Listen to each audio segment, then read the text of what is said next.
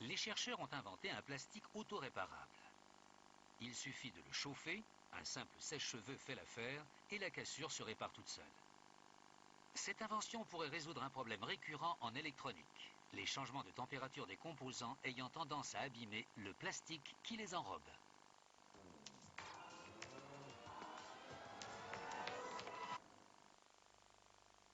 Elles sont au cœur des communications électroniques.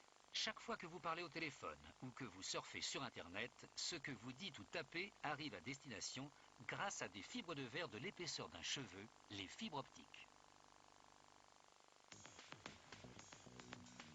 La fabrication d'une fibre optique commence avec un épais tube de verre. D'abord, le tube est sorti de son emballage.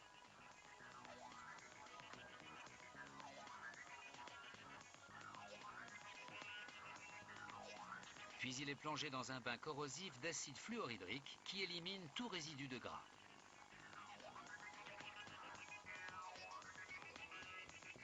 Deux tubes sont fixés à un tour par une extrémité.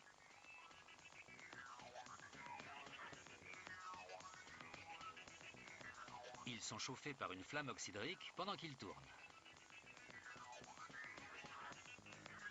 Le verre devient blanc en approchant de sa température de fusion. À 2000 degrés, les deux tubes fusionnent.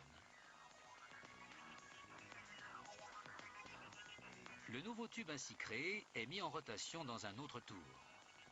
On injecte un mélange de gaz chimique à l'intérieur tout en le chauffant avec une torche mobile.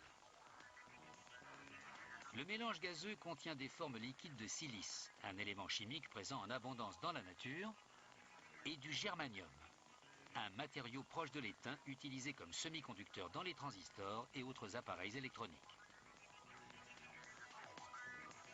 En chauffant, les gaz provoquent une réaction chimique qui dépose des suies blanches sur la paroi interne du tube. La chaleur fait fusionner ce dépôt qui deviendra le cœur de la fibre optique. Le tube de verre lui-même formera la gaine. Lorsque la quantité de suie fondue est suffisante, on élève la température jusqu'à ce qu'elle se transforme en verre. On chauffe ensuite l'extérieur du verre pour l'amollir. Sous l'effet de cette chaleur intense, le tube finit par s'affaisser sur lui-même et former une baguette solide. La structure interne de la fibre optique est achevée, mais le tube a toujours la forme d'une tige épaisse appelée préforme. La prochaine étape consiste donc à le désépaissir. On commence par séparer la préforme de la section du tube qui ne s'est pas affaissée. On l'insère verticalement dans un tour de fibrage qui lui donnera sa forme définitive.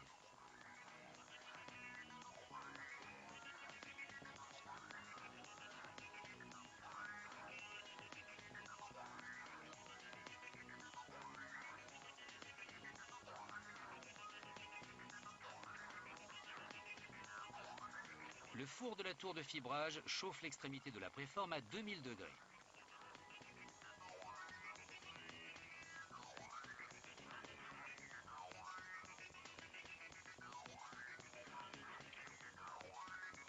Le verre s'amollit.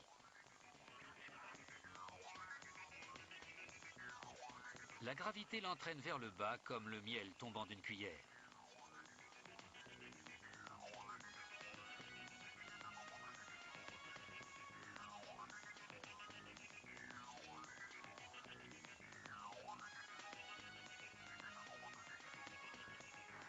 Ensuite, on leste le verre mou avec un bout de verre pour l'étirer jusqu'à ce qu'il forme un fil. Une série de poulies mesure la tension de la fibre lors de l'étirage. Un ordinateur s'assure qu'elle possède un diamètre précis de 125 micromètres, soit environ 1/8 de millimètre. Des lampes à ultraviolet chauffent ensuite la fibre pour cuire le revêtement acrylique qui la protégera de la poussière et autres polluants. Enfin, la fibre est enroulée sur un tambour. Elle sera ensuite expédiée ou insérée dans un câble. Les câbles en fibre optique sont chers, mais ils sont plus petits et plus légers que les câbles de cuivre.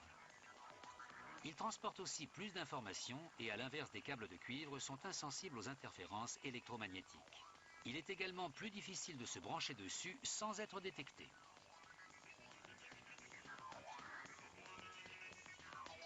Tout cela est rendu possible par un procédé complexe fondé sur un principe enfantin, la propriété du verre de conduire la lumière. Dans un instant, dans Comment c'est fait,